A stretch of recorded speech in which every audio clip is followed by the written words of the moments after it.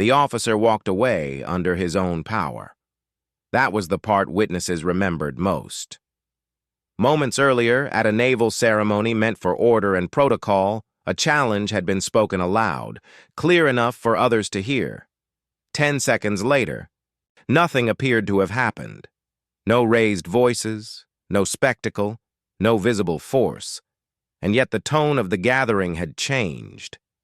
Those closest understood that the encounter was already over before most people realized it had begun. What followed would not be discussed officially, but it would be remembered. The ceremony followed a schedule that did not allow for deviation.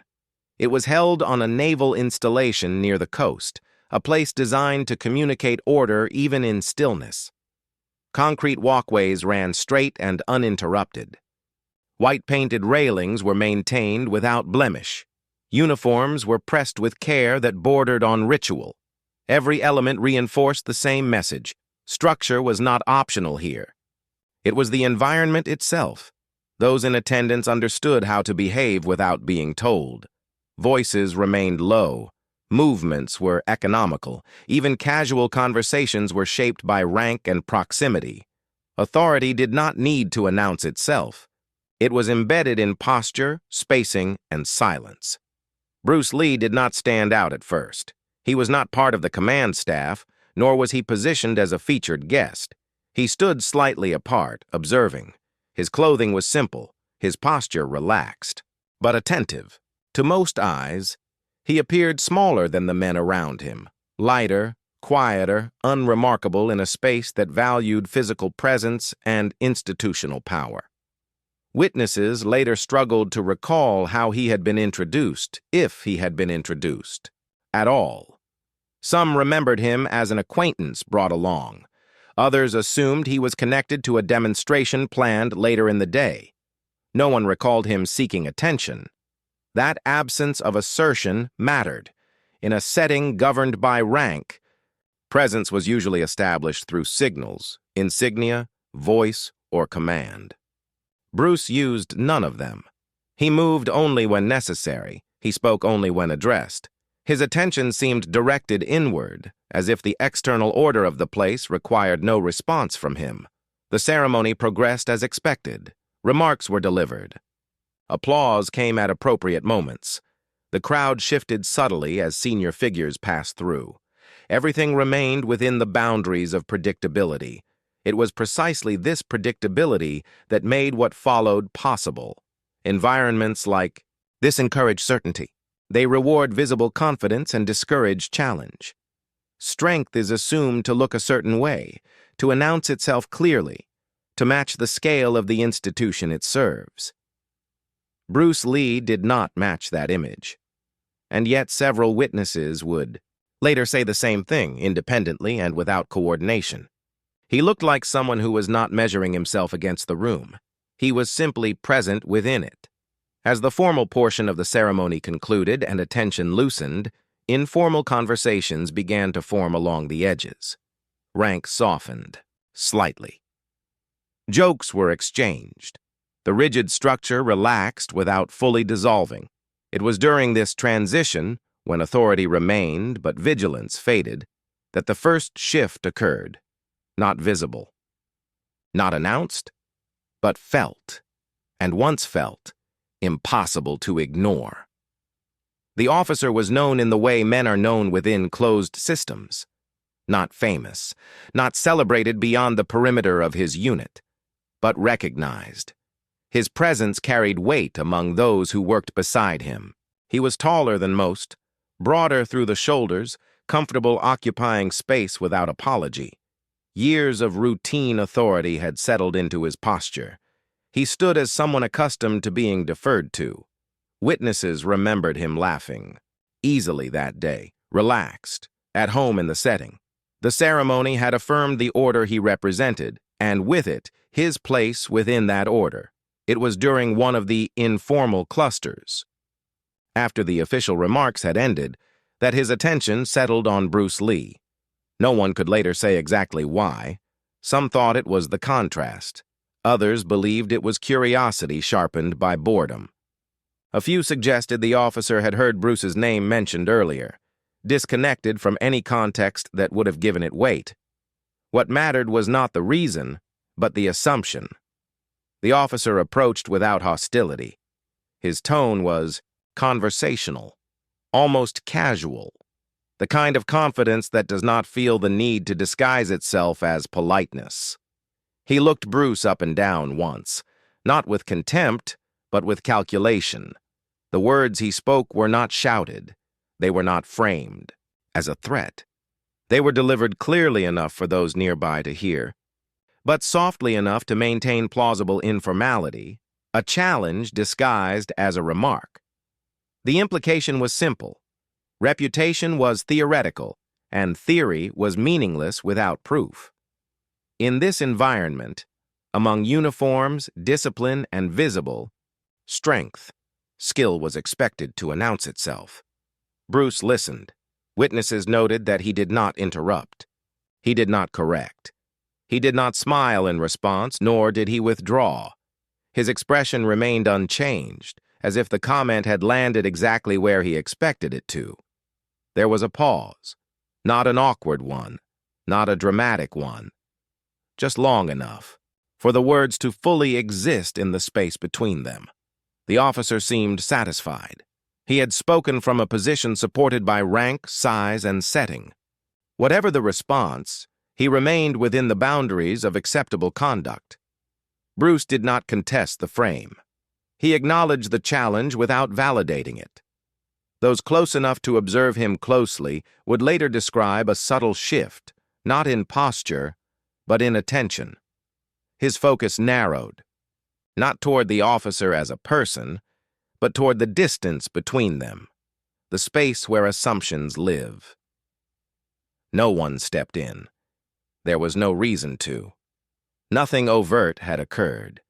To most observers, it appeared as a brief exchange between two men, of unequal presence. But the tone had changed, not louder, not sharper, heavier. The officer waited, still confident, unaware that the balance he relied on was no longer intact, and in that waiting, the outcome had already begun to take shape. The comment did not echo, but it carried. In an open space shaped by concrete and discipline, sound traveled cleanly. Conversations nearby slowed without fully stopping. A few heads turned, not out of concern, but curiosity. The officer's words had crossed a line just visible enough to register. Bruce did not respond immediately. He remained still for a brief moment, allowing the remark to settle. Witnesses would later describe this pause differently. Some said it lasted a second, others, two, but all agreed it felt deliberate, not hesitation. Consideration. He stepped forward once, not into the officer's space, but close enough to redraw it. The movement was quiet. No rush, no tightening of the shoulders, just a reduction of distance that altered the geometry of the exchange. Where there had been conversation, there was now proximity. Those nearby felt it before they understood it. The officer straightened slightly, instinctively. His confidence did not disappear, but it adjusted. He had expected words, perhaps a refusal, perhaps a joke. What he received instead was attention, focused, unambiguous, and undramatic. Bruce's voice, when he spoke, was low. No witnesses could later agree on the exact phrasing. That uncertainty mattered. The content was not the point. What remained consistent in every account was the tone. Level, controlled, free of emphasis. It was not an argument. It was a response that did not invite continuation. Around them, conversations resumed, but more quietly. People pretended not to listen while listening carefully. Rank discouraged intervention. Curiosity discouraged distance. The officer smiled once, briefly, not mockingly, more as a reflex, a signal that he still believed the exchange belonged to him. He nodded toward an open area nearby, an unspoken suggestion framed as casual movement. not a command, not a demand, an assumption. Bruce followed without comment. They moved only a few steps, enough to separate from the cluster, not enough to leave public view. The choice of space was significant. Nothing hidden, nothing private, just slightly removed. Witnesses later emphasized how ordinary it all looked. Two men stepping aside at a ceremony. No raised voices, no visible tension. And yet the atmosphere had narrowed. Those closest felt it as a tightening in the chest, a sudden awareness that something irreversible was about to occur. Not because of aggression, but because of certainty. Bruce stopped first. The officer faced him, still upright, still sure. The uniform, the rank, the environment, all reinforced his position. Bruce's hands remained relaxed at his sides. He did not assume a stance. That absence was unsettling. The next 10 seconds would not draw attention through spectacle. Many would miss them entirely, but everyone would feel the result. There was no signal that it had begun, no raised hands, no shift into readiness that others could recognize. What followed did not resemble the confrontations people expected when strength was tested in public. Bruce moved first, but not forward. Witnesses struggled to describe it because it appeared incomplete, almost restrained to the point of invisibility. A small adjustment of balance, a step that was not a step, a change in alignment rather than position.